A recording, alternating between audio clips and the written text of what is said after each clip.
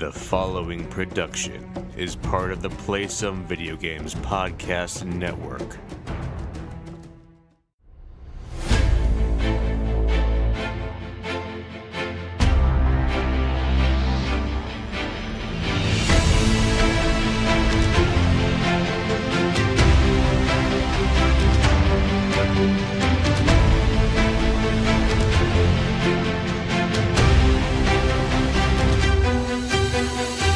Greetings, Umbra Witches, and welcome to Board with Video Games, the gaming podcast that strives for the right balance of coverage for the games you play on your table and on your television.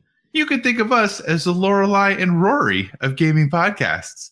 We're a proud member of the PSVG Podcast Network. I am one of your hosts, Kyle, and joining me this week on the co-op adventure like he does every week, the guy who doesn't like coffee, so that's Coke in his coffee mug. Josh, how are you doing this evening? Doing very well. Thanks for asking. One, my wife is currently watching Gilmore Girls in the bedroom. Nice. I've never seen it. What? Really? It is an excellent show.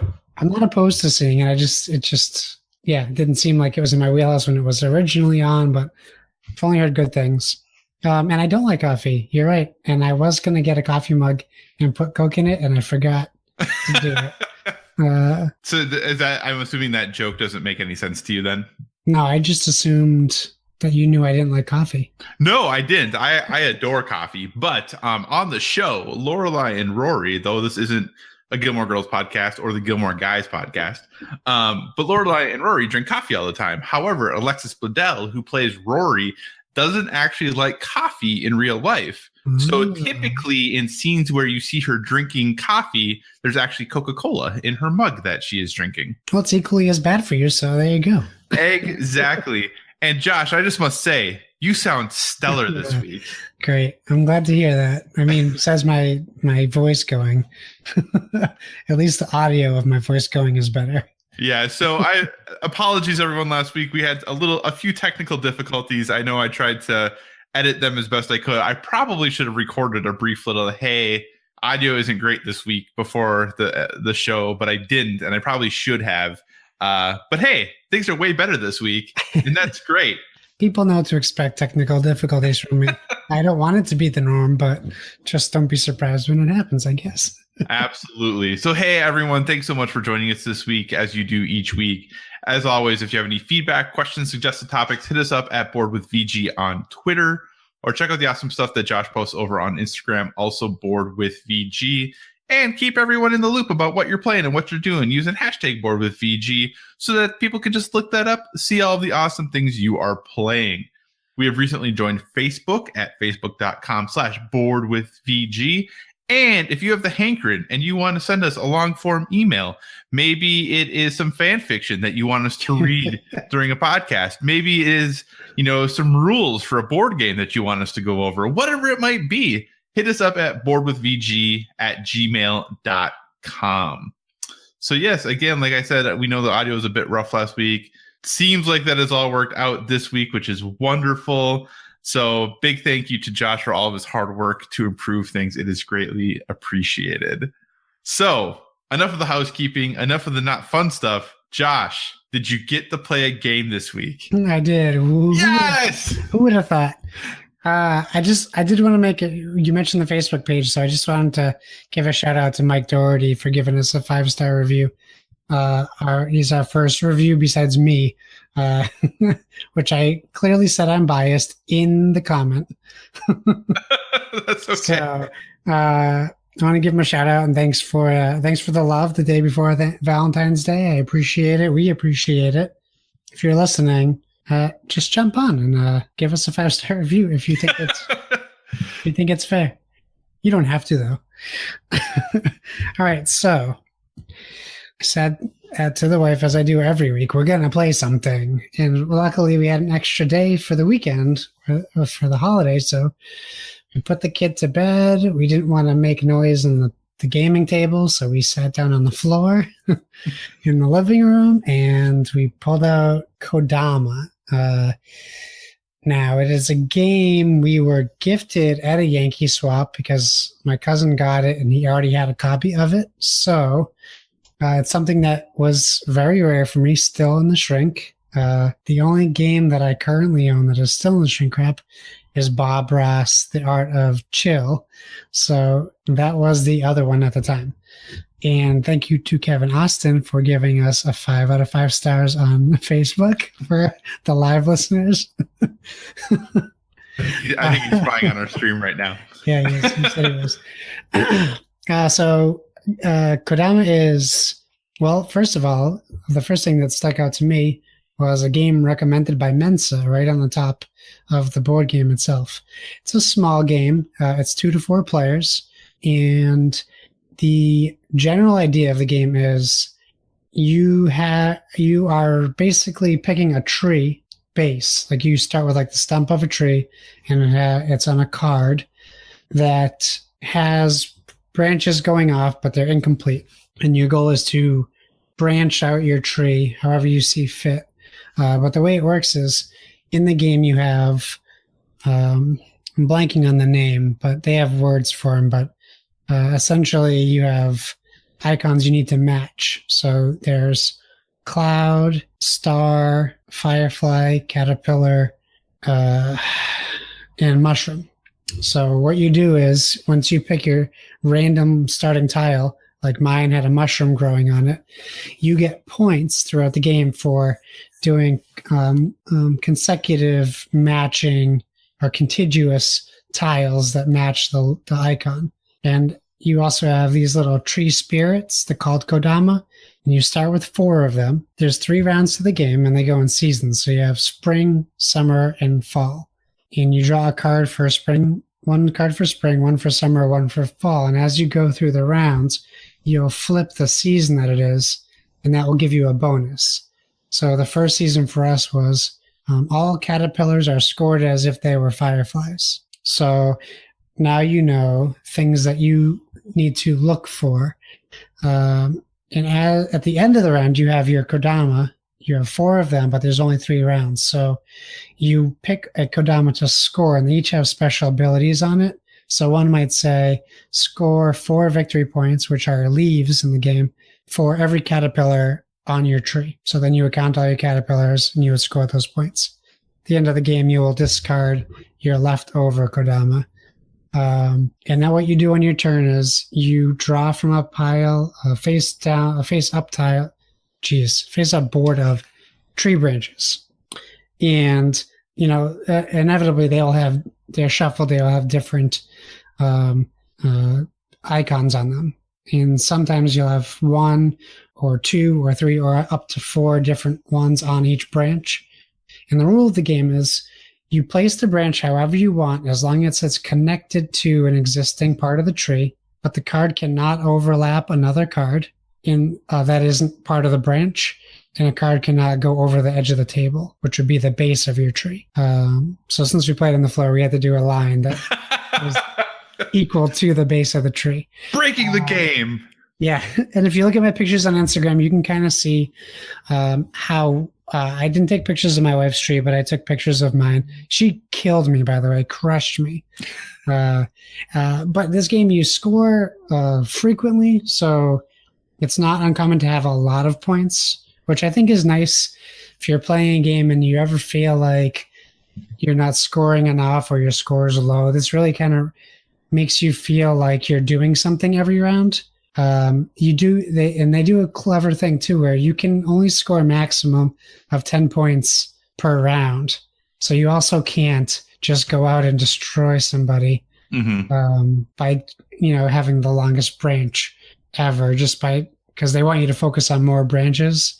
So technically, I could have just tried drawing all caterpillars and just had a giant arcing branch that went to the sky and scored them all. But if you do a card that's like a mushroom, so the base of your tree is a mushroom, and then your first card is a caterpillar, you don't score any points because it's not a contiguous line.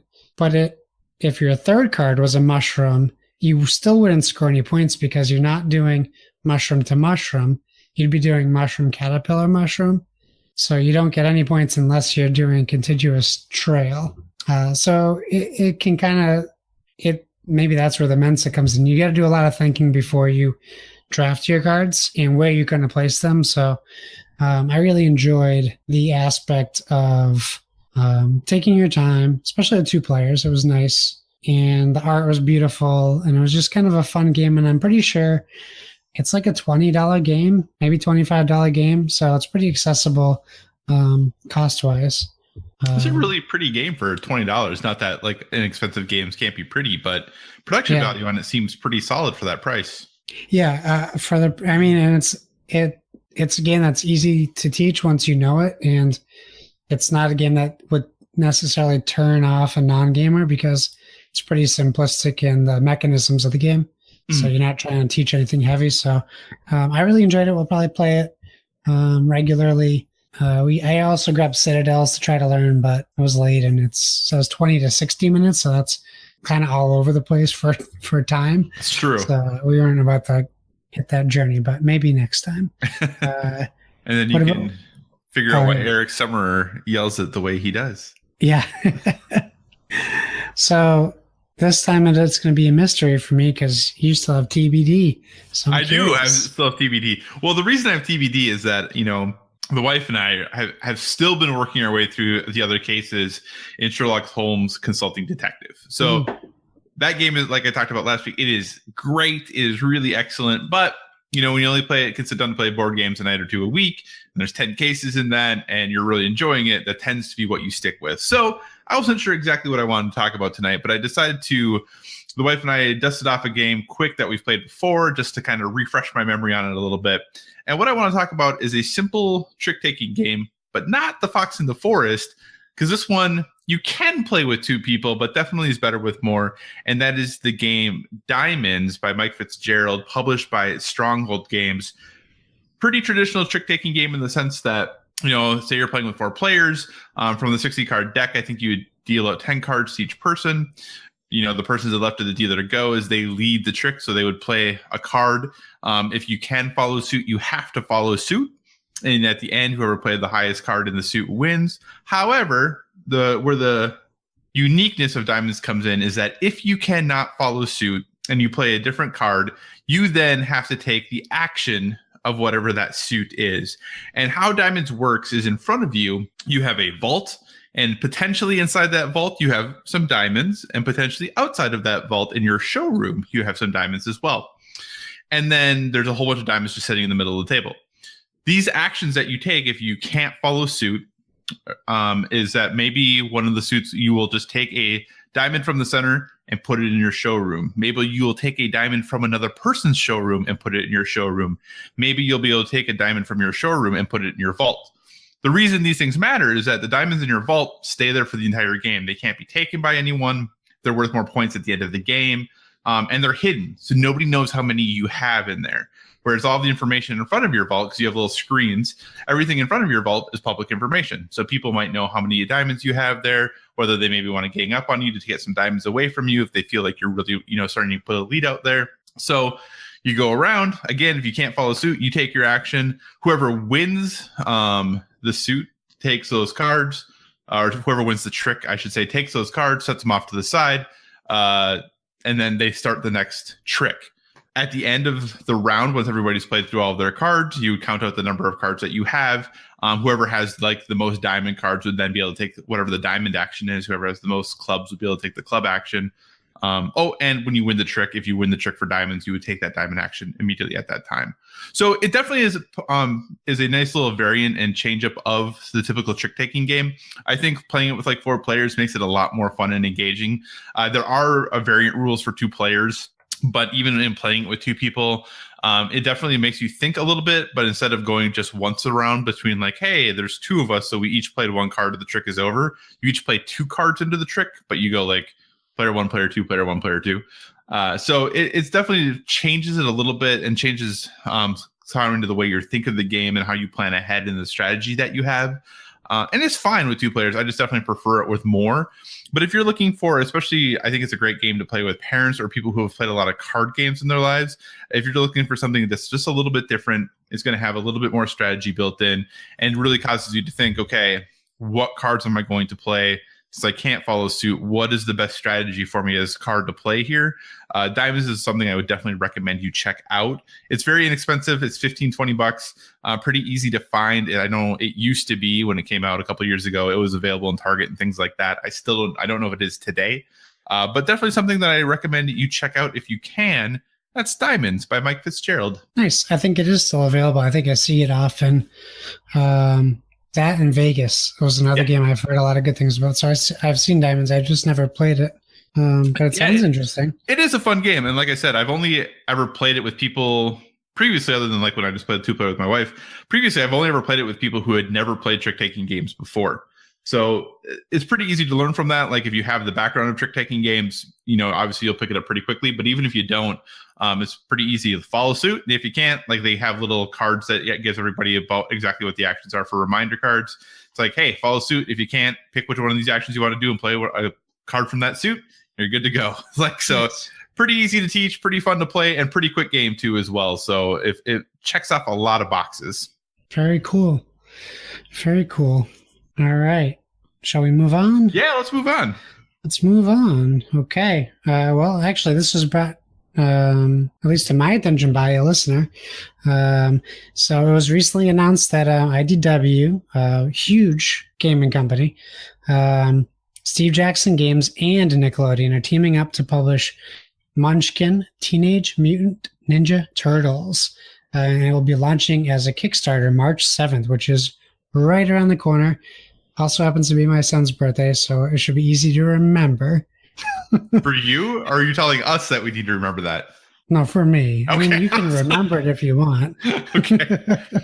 There'll be 3 editions, so there'll be a standard, a deluxe, and a deluxe ultimate. The standard will be the only one you can buy in stores. However, the other 2 versions will be Kickstarter exclusives. Which kind of touches on something we talked about in previous episodes. So the question is, are we excited for more Munchkin, especially the Ninja Turtles version? And what other IPs do we think would make good Munchkin variants? And why don't you start us off? What do you think of TMNT Munchkin? So, and I haven't done a ton, like, other than the very basic story of like, hey, we're including this thing. Like, I haven't looked to see if there are like rules available, which I probably should have done. Because my question is, and the thing I don't know if I totally get, like, are we each playing different Ninja Turtles? So there's nothing is like, you can't even view the Kickstarter yet. Okay. It's not active. So unless you have like one of those fancy developer links, you can't even look at it. Okay, because that was my first thing right away. Is like, okay, so Munchkin, a game, all about stabbing everyone in the back. If you are playing Leonardo and I am playing Michelangelo, are we going to really stab each other in the back? Like, is that what we're supposed to be doing? Well, if you go by I'm pretty sure I remember watching some episodes where Raphael was a jerk to all the Ninja Turtles. Well, because that's Raphael. So like, or Leonardo was sometimes not great as a leader. They're teenagers. They squabble. I mean, Munchkin takes it up a level to killing, but have you seen the new, and this is a little bit of a sidetrack, and I don't even know much about this. Have you seen the new Teenage Mutant Ninja Turtles cartoon that exists? I saw images, and that was enough. Well, and then apparently like they changed the personalities of all of them. So like Leonardo isn't the leader anymore. Oh, really? Like he's like wants to be like the cool, like fun dude, and like so they like changed all the personalities. Midlife crisis, Leonardo. Yeah, apparently, yeah. So early, yeah, I don't know. Apparently, but anyway, that doesn't have anything to do with Munchkin. But that's like, I think my first question about this is, I love Teenage Mutant Ninja Turtles as a kid growing up. I haven't really stuck up with them or stayed up with them recently, but on first blush, I'd be like, I would be more interested in Munchkin if it was TMNT. But that's the thing I can't get over is like, am I stabbing my friends in the back? Am I stabbing the other turtles in the back? Because I don't want to do that. Granted, we can team up sometimes, but I don't know. Is this a version of Munchkin you would want to play? I'll be honest with you. I didn't even really think about that. But yeah, that changes my whole mindset on it. Does it really? Because I mean, it sounded awesome, and I love the art. The art's like Kevin Williams. Wilson. I think Kevin Wilson. Yes. Kevin Wilson art. So it's like that old school graphic art, like the comics art, which is what I really like. at least on the covers. At least who knows what the game is going to look like. But yeah, I didn't even really think about the mechanics so much because it's Munchkin. Just assumed it would be copy and paste mechanics. But if that's the case, if you're buying it for the theme of the turtles, then yeah, it wouldn't suit the theme at all. Because you don't want to be fighting each other as the turtles. Unless maybe they make you play as the villains. Maybe, yeah, I guess I don't know. but yeah, I mean, I don't know. And I should mention, just because I saw it on the Dice Towers, Tom's Boring Unboxing, that a Munchkin TCG just came out. Yes. So that's also new from Munchkin. But, and that's a whole nother thing, because who knows what that's going to be like. But yeah, I think like I'm all about it right now. I guess I'm waiting to be disappointed. Okay. As of now, I'm sold. So like, if they do come out and they say that the gaming mechanism is kind of like what you said, I probably wouldn't be interested. I'd wait until it came out and people have played it. I wouldn't spring for a deluxe edition. Even though that's like, you want to do it because it's like, you can only get it on Kickstarter. At least for me, like the collectible aspect of it. But yeah, I don't really need to have a collectible game I don't like. I have like all the expansions of Munchkin up to 8, I think. Wow. And Munchkin Quest, and they just sit there. I haven't played them in years. Right. So I don't know. So this one, I'm reading the little press release thing. It says that the artist is Tad Galusha. Okay, well, it's an art style of... Yes, but it is inspired by, and it's talking about how it'll feature variant retro style coloring of all this good stuff. So yes, it's definitely inspired by the original art, definitely. So is there another IP, like you said, you have all this Munchkin stuff, but you haven't played it. Is there an IP that would encourage you to jump back into and actually play Munchkin again? I mean, I'm always up for Munchkin. I think the problem is with a game collection as big as we have, and with the diversity in games we have now, Munchkin is kind of plain. If you've played it, it was obviously huge at the time when it came out, and it was new, and there weren't many games at all like it. So that was the appeal at the time. I think though, if we were looking at a new IP, and I was thinking about what would really motivate me to really invest in it again. And it's something I don't think we'll ever see, but if they could do like an IP based on the big 3 video game companies, and it was like, but not all together, like standalone. So Nintendo Munchkin, Sony, PlayStation Munchkin, and Xbox Munchkin. You have all these characters in these exclusive universes, and then maybe even work out the ones that are cross-platform so they can be in both games. So you could still have Lara Croft in the Microsoft and the PlayStation versions. Right. I think that would be interesting. It would definitely give them enough to pull from for creative cards and characters and stuff like that. But I think the beauty of Munchkin, at least how it started, was infinite creativity. Right. Because if you've seen Munchkin, you'll never see cards like them. You'll never see characters like the monsters you fight or the weapons you find.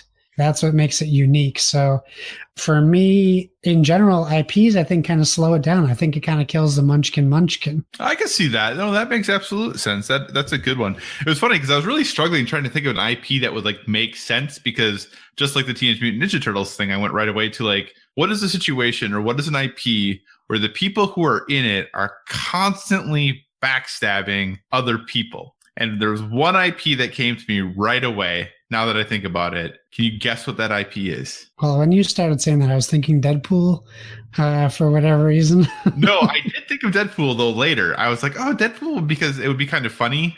Like I think for the comedy and like how Deadpool works would fit, maybe obviously a little more adult than Munchkin is, but would definitely fit in there. The IP that came to my mind right away was Game of Thrones. Oh, yeah. Because everyone stabs each other in the back. Like obviously like the cartoon.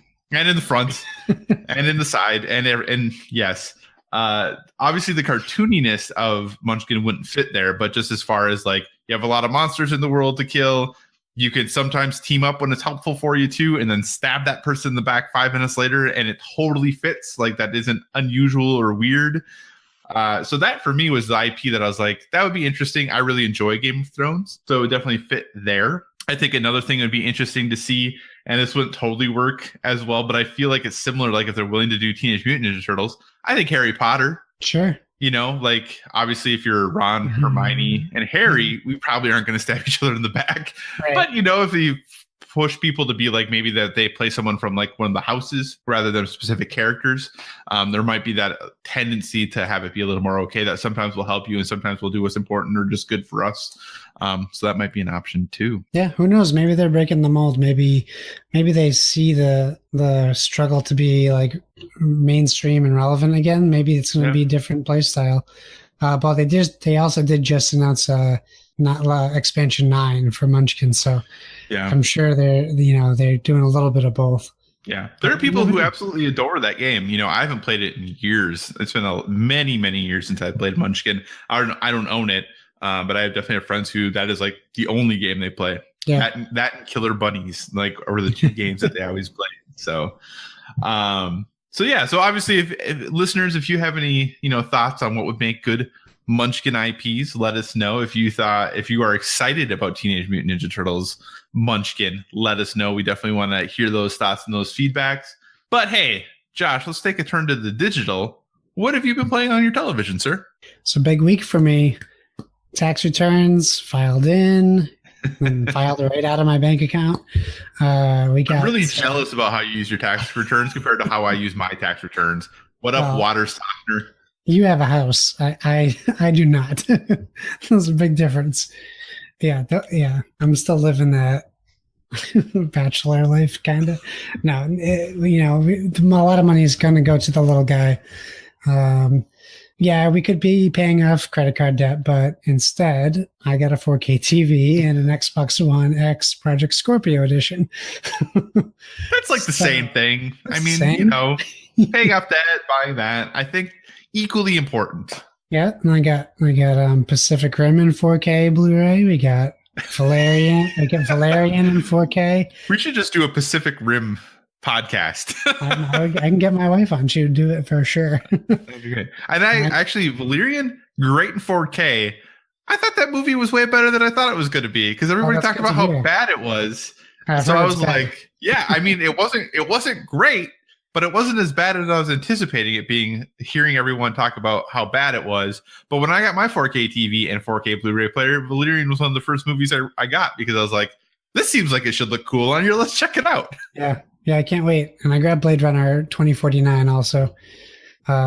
We've only watched one thing. It was called Earth. It's like a mini-series thing narrated by Robert Redford. And my mind was blown. The second I turned it on, my wife could have cared less. She was in the other room. I tried calling her in to look at it.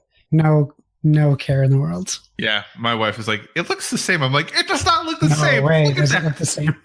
She also, though, was one of those people who had an old CRT TV for the longest time with a Blu-ray player hooked up to it. And then and she's like, it looks the same. I'm like, it doesn't look the same. And finally, one day, I bought her an HD television and got her and she already had the special edition extended edition of Lord of the Rings on Blu-ray. She loves Lord of the Rings. And I was like, put this in right now. We're going to watch this. And she looked at me and she's like, okay, it looks a little bit different. I'm like, yes, it does. Good. That's right. Okay, so to games. That's what we started talking about, right? So I played a hodgepodge games this week, and only because I pretty much just played Xbox One X enhanced games. So I went into my thing to see what games I had that were Xbox One X enhanced, and then I installed what wasn't already on there because I did back up my old Xbox before shipping it out to Kevin Austin of PSVG. So it's kind of funny what I ended up playing the most. I did end up getting Monster Hunter World because I knew it was a game I wanted to try. So I put in a good 30-45 minutes of Monster Hunter World. I'm interested. I'm definitely going to keep at it. I will say this though, caught me off guard because when you start it, if you're using an Xbox One X, a special menu pops up and gives you 3 options. You can pick better graphics, better frame rate, or better, like they call it visuals, but it's like drop-in textures and stuff. So better textures. Yeah, like draw distance and all that good stuff. Yeah. So I picked better graphics, I believe. I'm going to have to try the other modes to see if it was a fluke or not. But while playing the game, it's a very pretty game, but I don't know if it's the mode I picked or if it's like it for everything, but the backgrounds are all washed out. Like almost like a silk screen was put over them, but your characters in the front looked normal. I wouldn't say they looked fantastic. They just looked normal. So I asked my wife to confirm what I was seeing. She agreed. So I'm going to have to try the other 2 modes to see if that's the case. Rumor on the street, and this is not a fanboy thing, I promise. Rumor on the street is for some reason the PS4 Pro upgrades look way better than the Xbox One X upgrades do. And I mean, obviously this game was, marketed with PlayStation and all that good stuff, but I've heard and I've read on forums that for some reason, obviously the X is far more powerful than the Pro is, but for whatever reason, the patches don't seem to be optimizing on the X as well as they could be. That can happen. That makes sense, I guess. And you see all those comparison videos online every time a game is released, and they don't always look the same on every console. So I guess that makes sense. But I mean, it's just a small bummer, only because I was trying to look at the best 4K that I had, because that's a big upgrade.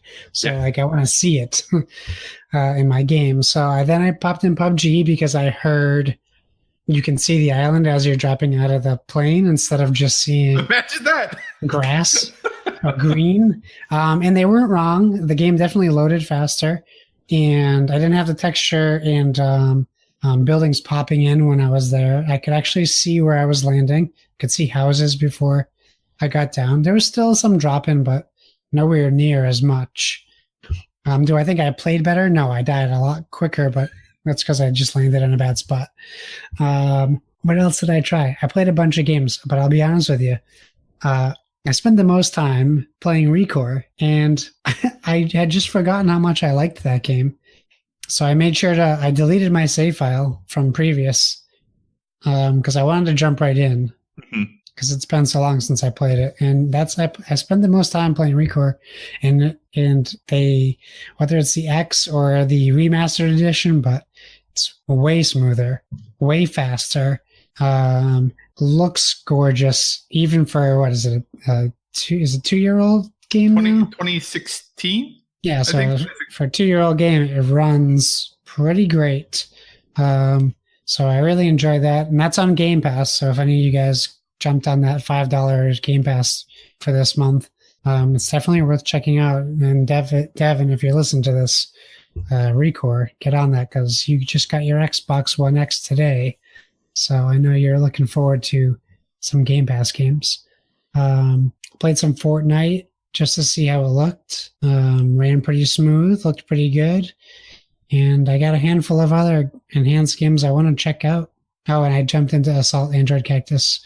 Yeah! Like, what are you playing? And I told her the name, and she's like, what? Like, you would get it if you played it. It's fine. One of my favorite games of 2015. It was very fun. I still enjoy playing that game. But yeah, that's my ramblings about what I played. But why don't you tell everyone about the lovely game you've been playing? Well, I'm going to talk about a few things in addition to what I put in the show notes, because I have a few things that have been going on. Number one, I finished Shadow of the Colossus today, so I'm very excited about that. Have you played Shadow of the Colossus ever? Yeah, I played it on PS2. Did you finish it? When we were talking about it last week, I thought I did, but I don't remember hitting as many Titans as you say there are in the game, so I may not have finished it. Gotcha. So the ending of that game is still really weird. It's great. Like I think it's poetic and it's interesting. It just I appreciate the fact that it's not. There's a lot of interpretation as to what exactly is meant by the end of that game. So it's still great though. Like I still think it's a great game. I'm really happy I played it again. I think it is one of those things that I think everyone should try it, but again, it's not for everyone. My clock time when I was done was like 5 hours and 58 minutes. So it's very clearly a very short game. But yeah, I really enjoyed it. I don't know if I'll go back and redo it because, you can get the better sword and increase your stamina more so you can reach the tower in the middle and do all of those things. And I don't know if I'm going to do that, but I'm really glad that I sat down and played it again. Also tonight, my wife is a big fan of playing Lego games, and she's a big fan of The Hobbit. So we actually finished Lego Hobbit tonight. Nice. And by finished, I mean the game is 100% complete. However, so we got to 100%. In the game it says it's 100% complete. I got the trophies for 100% complete. A little bit of trophy cleanup I need to go back and do though to get that platinum trophy. And none of it's hard stuff. It's just stuff I gotta, you gotta get to 10 billion studs, and I'm at like 8.5 billion right now. Okay. That kind of stuff. So just a couple of things I gotta go clean up back and do that. So finish that up. I actually bought a new headset recently as well because I got an Xbox myself in January, and I had bought a really, really cheap, crappy headset to just get me through, and I just couldn't take it anymore. I was like, this isn't going to work. And I actually haven't really played Xbox at all this month because I was like, I just don't want to use this headset. It's such crap. So I went and traded in some Switch games and used that money to buy a HyperX Cloud Alpha headset from GameStop. This is the new version, their new the next one in their Cloud series. I think it was like the Cloud 2 was the previous one that had like 7.1 surround sound. This does not have 7.1 surround sound. However, this headset is incredible. For a $100 headset, this thing is really, really good. So if you are looking, it is wired. It's not completely wireless, and that's kind of that, and then the fact that it has a boom mic. I have the PlayStation Gold headset that doesn't have like a boom mic on it. Yeah. So I'm not used to having a mic again, like I used to back in the olden days. I had a headset with the boom on it.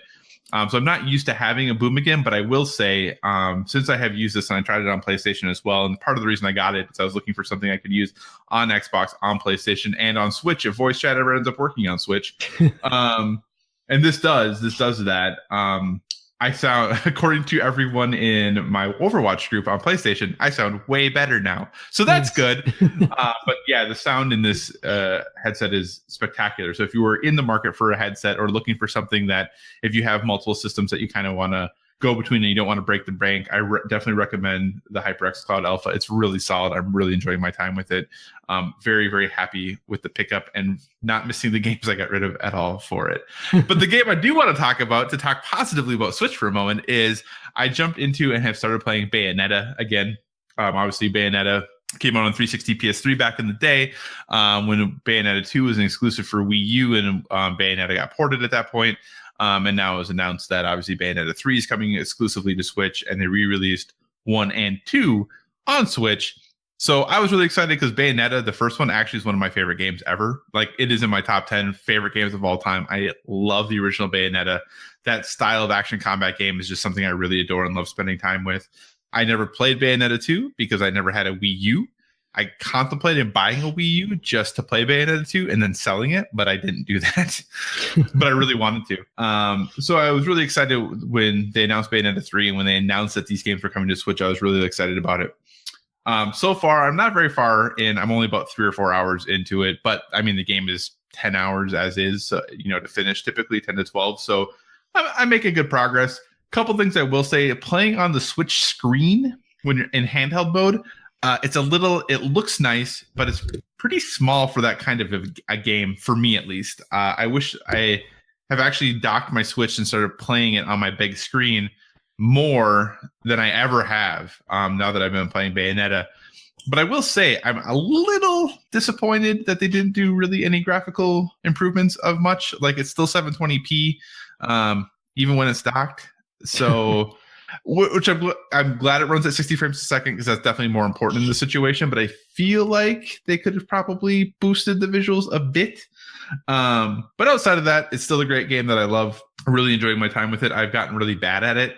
So I'm definitely going to have to improve my skills in it here and go back and play it a little bit more. My plan, though, is just right now to go through, finish my playthrough of Bayonetta 1 so I can jump into Bayonetta 2 in time to talk about it on the Nintendo Shack this week, which I'm really excited about. because I got invited to go there. I think they didn't realize their mistake until after they asked me. But I'm excited. Yeah, but Bayonetta, like I said, it's still the great game that it was. Obviously, if you're not familiar with it, it's not a game that's you probably want to play if you have children around. But the action combat's great. The story is super interesting because you are a witch who is, killing angels. Like that's what you're doing. So it's kind of a little bit of a unique game as far as all of that goes. But, if you've never played it or you're looking for a really good action game, I think it is definitely one of the better ones out there. Just as far as combat style, like that game just really, it knows what it wants to do and it goes for it. So you might appreciate it, you might not, but it definitely is pushing the envelope as far as its styles goes. Did you ever play the first Bayonetta? I did, but I didn't. It wasn't a game. I didn't own it, so I don't know in the context of which I played it. So whether it was a demo at a store or at maybe PAX or something, I don't remember. No, that'd be pre-PAX, right? You might. Oh no, it's probably. I was gonna say because I know when I look at my game library on Xbox, it's there, but I think it might 360. But I think it. So I don't know if you own it or if it's currently on Game Pass. But you can play it if you want. I think it was a Games of Gold at one point. Oh, okay. So that might be why it's on there. Gotcha. Because I almost downloaded it and played it again before it came out for Switch, but I didn't. I almost did though. I definitely played it before. It might have since it was on 360. I used to get those magazines with the demo disc in it, so it might have even been on that. Awesome. So, but I enjoyed it. It's like Devil May Cry style, right? It is absolutely. It is. I also enjoy that series very much. So I don't know if I'm going to get the remaster stuff in March, but I do enjoy that series. All right, so that's enough of what we've been playing. For our topic this week, it was recently announced that the Kickstarted remaster of System Shock has been delayed, and the project has been quote-unquote put on hiatus while developer Night Dive Studios reassesses their vision for the game. The game, when it was Kickstarted, had over 21,000 backers who donated over $1.3 million to make this remaster possible. And it was originally scheduled for a fall 2017 release, but was delayed, and now clearly it's not something we're going to be seeing anytime soon. Night Dive says it plans to pick the project back up and deliver on its promise to backers, but that will clearly take quite a bit more time than anticipated. So, Josh, board games, video games, well, first off, do you think this game is ever coming out? But then B, does Night Dive owe their backers anything? And in general, what do you feel about Kickstarters and what the companies who start these things or the creators owe to the people who give money to them? Okay. Star Citizen, does that name ring a bell to you? Oh, yeah. So do I think this game comes out? Not. It doesn't come out the way that the people who kickstarted it were promised. So when you back a project, you're given a vision. Often you're given art or sometimes even animatics or video, CG, whatever the case may be. Sometimes pre-alpha gameplay. It really depends on the project. This specific project I don't know about, but I'm very familiar with System Shock, and I'm very familiar with the extreme fandom behind System Shock. There's no way people will be happy with this. Mm-hmm. To answer your second question, nobody's owed anything from this company. Unfortunately, that's the fine print of Kickstarters everywhere. You're not buying anything. You're donating to a company is essentially what it is. Probably not in legalese, but that's what you're doing. You're donating funds to help raise a project without the expectation of getting something. Now, do you get promised things? Yes, that's basically what Kickstarter is. You're being promised that you will get this. You're paying for this project, this item, this backpack, this flashlight, this video game, this, Kickstarter, whatever you can imagine is up there. Now, a lot of that stuff doesn't get funded, but when you have a company that has a big license like this, a lot of times that's funded within 12 minutes of it jumping on, and people don't read the plans for the company, or people don't look up if these people have done things before. I'm not saying that this company hasn't. I'm just saying that that's not something that is a concern with people. So do I personally think that these people are owed something? Yes, of course I do. Legally, are they owed anything? No, they're not owed a single thing, and that stinks. And that is the single biggest downfall of Kickstarter. If you can even say there's downfalls to them, I would say the negative effect of a Kickstarter is, for all these great successes that you hear about, there are a lot of over-promised and under-delivered products that have been on Kickstarter. So it's a bummer. But what do you think about that? Because, I mean, just as there are varying projects on Kickstarter, there are a lot of different views on Kickstarter in general. Yeah, it's an interesting thing, right? Because, Kickstarter tends to be, companies or people are saying, hey, if you give us money, we will give you this product. In general, like that's, what they're saying. If I go into a store and I walk up to the register and I'm like, hey, here's $50 for this product, and I give them $50, and they can't just keep the thing. Right. And I get that's not what Kickstarter is, but I think a lot of people think of it in that way. They think of like, I paid for this thing. Where is this thing that you said you were going to give me by X date, Right. And I think Star Citizen, man, what was that Kickstarter, 2012? Yeah. And the game's still not finished? Still not finished. Which, granted, they have put out many, alphas and betas, like clearly work is being done there. Yeah. But, that game was supposed to be out in 2014 or whatever it was, and it's still not done. And I backed a Kickstarter that was supposed to be delivered, I think, in 2016, and I still haven't seen the product.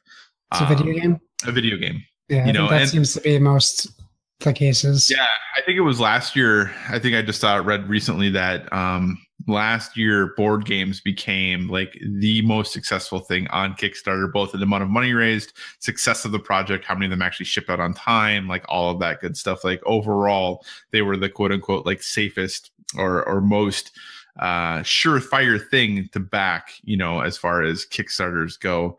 And there was one I backed today, Edge of Darkness, which is a game I've been really excited about, launched today, 2 days ago when you listen to this. They funded in 40 minutes. They keep getting those updates. I know, I've got like 5 email updates today already. It's like, man. Yeah. I will say I was really disappointed. I thought that game was coming this year, and the date is June 2019. And I was like, oh man, that's a bummer. But, I know, and, knowing AEG and what they did, I have done, I'm probably going to get it pretty close to that. Like maybe it'll be a month or two late, but it's probably going to be pretty close to that. Because the board game companies that are using Kickstarter tend to, most of them, and the ones that are really reputable about it, pretty much have it down to a science. Like they're pretty much, within not the month, but within 4 to 8 weeks of when they say they're going to get it to you, they're going to get it to you. And I've even gotten a couple early, so things happen, customs happen and things like that prevent it. But yeah, I don't think, unfortunately, technically these people aren't owed anything. Right. Now, hopefully, Night Dive says they're going to go and finish this and that they will get it at a later date, that, they need to reassess and figure it out. I'm just wondering how, like, where's this money coming from? Because they said they burnt through the 1.3 million. Where did the money go also? But how many developers you have, you got to pay them. Like $1.3 million doesn't pay for very many people for a little over a year, But where's that money coming from to finish the project then? If they couldn't get a publisher on board with what they had been doing, where are they going to get that money now to finish this project? And that's more of what my concern and thought process is where does that money come from at this point? And then, you get situations where, okay, you've made this promise to these people who started the project and started getting it to you. Is it going to be a situation where suddenly these people who come later are going to be able to get the game sooner? Like, oh, we found these other people who are going to help fund it, or we have to do a beta in conjunction with, Microsoft because they're helping to fund it and it's going to come to their platform first. So we're doing a beta for, or their game preview program or whatever it might be. So, hey, thanks for being a backer. You'll get it when we're done, but all these other people are going to get it earlier, and you gave us money 3 years ago. Right. But part of that's the nature of the business of you got to get it finished. $1.3 million isn't enough money to make most games these days, which is crazy to think. Yeah. But how long ago did we back Swapfire? Yeah. No, I know, right? I know. Yeah. I don't know if that game's ever going to get made. No, that game is dead. Well, I mean, yeah, there's a possibility. I'm not saying it's not going to happen. I think that will be a long time. All right, I'll be the pessimist in the group. You can be the pessimist. I think it's going to be a while until that game gets made, though. Either way, So, yeah, it's a bummer. I know there have been states that have tried to pass legislation that's saying that Kickstarters do have an obligation. I know Washington, I think, or Oregon, one of the two of them, had introduced legislation at least. I don't know if it ever passed. I don't know what happened with that, but I know that was done. Yeah, so it's just a bummer. That'll cut down on the amount of Kickstarters if that becomes a thing. But if you look at board gaming specifically, it's at the point now where a company, instead of just making a game, decides to do the Kickstarter to see interest. And they just do the regular production work that they would have done anyways. Yep. So it's not when Kickstarter started, it was Kyle wants to make a game and he needs money to do it. Mm-hmm. Here's Kyle's ideas. Here's his rough artwork. Here's the artist he wants to hire. Here's that guy's artwork. That's why Kickstarter and Indiegogo existed. Yep. And I'm not complaining necessarily, but I'm not a struggling artist or a aspiring board game developer. I can't imagine it's super great for those people when you have people like AEG, like Thunderstone Quest. People started getting today in the mail, and they're putting out another $100 game. You can't compete with that if you're trying to make a $40 party game on Kickstarter. Well, and I think the interesting thing too, and honestly, I don't know if I would ever back a video game on Kickstarter ever again. I wouldn't. Well, I had Mutant League Football, and that was pretty successful. But right, and I have one that's coming. Raise the Dead is the one that I backed. That was supposed to be out 2 years ago, but I still get updates. I'm still confident this game is coming out. Yeah. It's one of those things that I feel like that. I don't know if Kickstarter is the best venue for it, but you're right. With board games, the companies that are using it, it's basically a glorified pre-order system. Right. And the things that I still get a little annoyed by, and it's even happening with Edge of Darkness, which, like I said, I'm really excited about this game. So this is not me poo-pooing on the game at all, but $100 for the game. They started at is what I paid. And they start it was, I think, $50,000 to fund or whatever it was. And they're like, oh, if we get to $150,000, hey, here's the miniatures we're putting in the game. All the sculpts are done. That they have 100%. They know, or they're like, yeah, we're going to get there. So we're just not going to include it. But then we're going to say, hey, if you get to this point, we'll do this. Why not just tell me that? Why not? Why do you have to just tell me what the whole product is? How many? I feel like almost every board game Kickstarter, they're like, hey, we have all these stretch goals that if we get to them, we're going to do it. But they fully intend or plan that we're going to get through all of these. None of them are really extras, it doesn't seem. Yeah. And they also say in the emails, we never said these are Kickstarter exclusives. So I guess people have started asking them questions about it. Right. And they were like, we want to be fully upfront with you guys. Nothing is a Kickstarter exclusive necessarily. Right. We reserve the right to make any of these things after, but currently you guys are the only ones who are getting this. Right. But we'll still get the value, which is the bonus of Kickstarter. Yep. We'll still get all those extra things, but there's nothing stopping them from releasing a Edge of Darkness deluxe expansion box that comes out a week after the game comes to stores, and it just might cost people $50 more. Yeah, and there have been some games that I think that I've really appreciated that they do, that they're like, hey, here's the standard edition that's going to be in stores. You can kickstart this if you want to, or here's the super fancy deluxe edition that's going to have better components of everything. You can kickstart this one if you want to. This was only going to be on Kickstarter, but this is the one that's going to be in stores. Kind of like what Teenage Mutant Ninja Turtles is doing. I'm totally cool with that. That we're like, hey, if you want to be in and have this cool fancy thing, go ahead and spend the extra money. If you want to get just what everyone else is going to be able to get in the stores, but you just want it a few days earlier, go ahead and just get this other one and you're totally fine and set. So that I'm okay with. But yeah, it is kind of interesting because you're like, okay, you're telling me I'm paying X amount to get this thing. And then there are all of these stretch goals. This game is clearly, not just saying Edge of Darkness, any game, probably going to be in stores unless you're like Seventh Continent. which should be coming next month, knock on wood. This game is probably going to be in the stores, but what does the box store version look like? You probably already know what that looks like. So why not just tell me now? What is it? So no, I hear you. Yeah. But anyway, I still love Kickstarter. I think it's great. I think it definitely helps drive excitement for games, especially board games. It definitely helps get me excited about them. I feel like you're kind of in on something.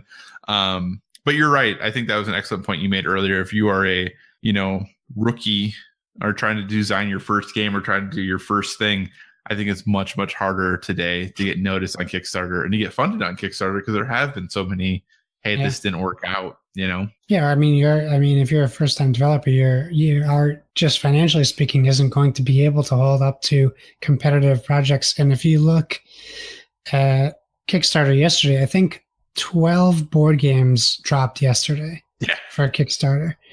And they were all covered on Dice Tower News. And I was like, how is anyone going to get anything done?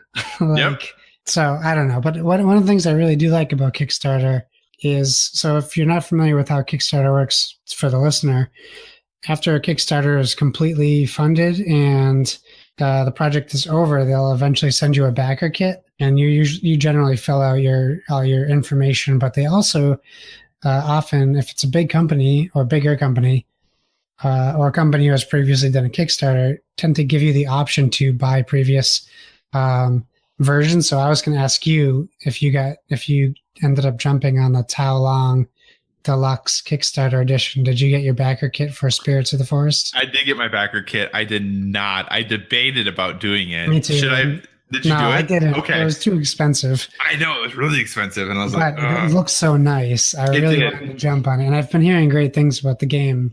But for Bushido by Grey Fox Games, I did jump on Rising 5, which was offered at a good discount on the backer kit, which is a game that I've been hearing incredible things about. And it's also an app-driven game. So I thought it would be my first one. And honestly, had Edge of Darkness's Kickstarter not started today, I may have done something done that, because I think I got the backer kit yesterday. Yeah, it was yesterday, the day before. Yeah, so I actually canceled the Kickstarter today because of Edge of Darkness. Oh, really? Yeah. So that was, so I knew this was coming, and I was like, man, I just can't. I really want to, but I have to be somewhat responsible with my money. Because, I got to buy food for my dogs. No children, but just for, my dogs. They're important. Yes. So, yeah. But hey, there's still, I'm definitely going to check out Teenage Mutant Ninja Turtles Munchkin in a couple weeks. Yeah, and see what that looks like. And yeah, there's always games on Kickstarter that it's interesting to see what people do there. And yeah, like I said, video games have I feel like have under-delivered, whereas I think board games have definitely over-delivered on Kickstarter. So I think it's definitely a tale of two worlds there. Yeah, for sure. Awesome. So, hey, we want to know what you think is owed to Kickstarter backers. Kickstarter says this is a donation. They tell you that. They're like, hey, this is a donation. You aren't guaranteed anything. But should there be a higher standard? Should a higher standard be set for that? We want to know. Let us know what you think. Hit us up at Board with VG and let us know your thoughts. Josh, what do you say we wrap this show up and call it a night? Let's do it. That sounds like a great idea. As usual, thanks for joining us, guys and gals. Remember, you can find us on social media, as always. We'll keep doing it till we're blue in the face. It's at Board, BOARD, with VG. That's Instagram. That's Twitter. That's Facebook now. And you can send us an email, boardwithvg@gmail.com. One of the two of us are always looking, so we'll respond. If not, you'll probably get both of us anyways on all forms of social media. That being said, check me out at Josh Bones on Twitter, Dad, Gamer, spelled out on Instagram. I also do post board game pictures every once in a while. And Why So Serious on Xbox. I will be on that more frequently now. I didn't mean to mention, I did play Ninja Turtles on Injustice this week as well. Oh, how was it? Great. Fantastic. They were so good. And they're all different. They're all individual characters. So I loved it. That's good. I'm gonna have to download that. I was randomly looking for my Last of Us disc today, and that's why I was like, man, this is why I should get everything digital, because I couldn't find the stupid thing. But then I saw Injustice while I was looking for it. I was like, I really need to play that game again. I need to put that back in and re-download everything. And get those turtles; they're really good. Yeah, because I bought the big super expensive version, so I have them. I just need to download them and play them. Yeah, for sure. You hit us up with your plugs, good sir. So yeah, you can find me on Twitter, Instagram, PSN, Xbox Live, Board Game Geek, at Psychocross, CYCOCROSS. I have a Switch friend code. I don't know what it is. If you message me, I will. Yeah, if you message me, I will happily send it to you. One thing, and Josh might tell me, no, this isn't happening, but I just want to throw this out there. We had debated talking about it tonight, but I want to give more.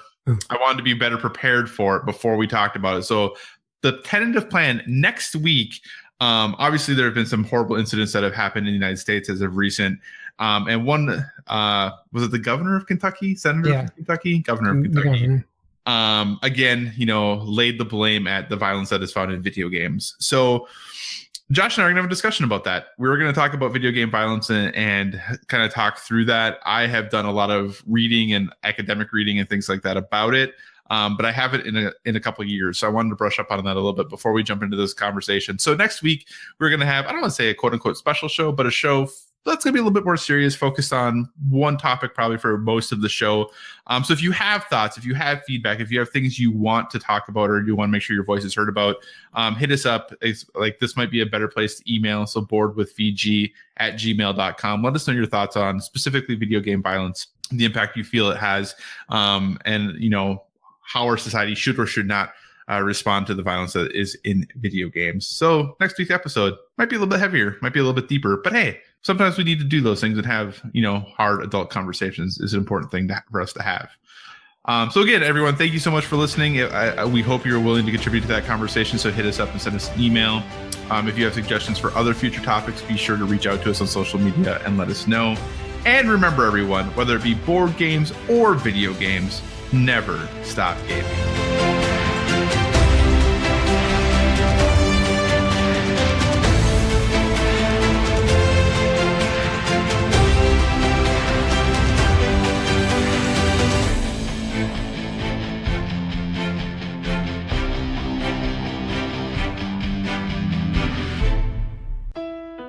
This has been a production of the Play Some Video Games Podcast Network.